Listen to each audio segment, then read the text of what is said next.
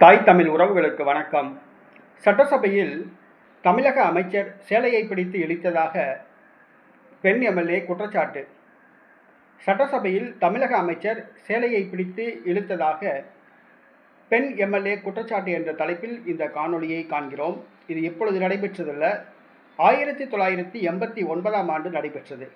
1989ஆம் ஆண்டு திமுக ஆட்சியில் இருந்தது. கருணாநிதி முதலமைச்சராக இருந்தார். சட்டசபை எதிர்க்கட்சி தலைவராக போடி தொகுதி சட்டமன்ற உறுப்பினர் செல்வி ஜெயலலிதா இருந்தார். சட்டசபையில் பட்ஜெட் தாக்கல் செய்யப்பட்டது. பட்ஜெட் தாக்கல் செய்யப்படுவதற்கு முன்பாக சட்டசபையில் கலவரம் ஏற்பட்டது. அப்பொழுது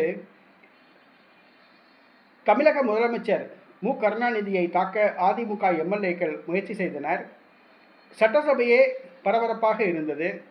அப்போது தமிழக பொதுப்பணித்துறை அமைச்சர் துரைமுருகன் அவர்கள் தனது சேலையை பிடித்து இழுத்து அவிழ்த்து விட்டதாக எதிர்க்கட்சி தலைவர் போடி தொகுதி சட்டசபை உறுப்பினர் செல்வி ஜெயலலிதா பரபரப்பு குற்றச்சாட்டு கூறினார்.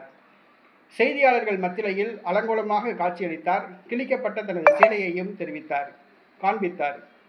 தமிழகமே அலோகலப்பட்டது. ஆனால் மார்க்சிஸ்ட் கம்யூனிஸ்ட் கட்சி சட்டமன்ற உறுப்பினர் பாப்பா உமாநாத் அவர்கள் அப்படி ஒரு சம்பவம் நடக்கவில்லை, பாத்ரூமுக்கு சென்று சேலையை கிழித்துவிட்டு வந்தார் ஜெயலலிதா என்று குற்றச்சாட்டு கூறினார்.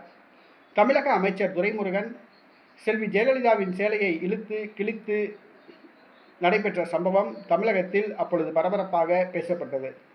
செல்வி ஜெயலலிதாவுடைய சேலையை இழுத்து கிழித்தாரா என்பது தெரியவில்லை. ஆனால் அதற்கு முறையாக துரைமுருகன் பதிலளிக்கவில்லை.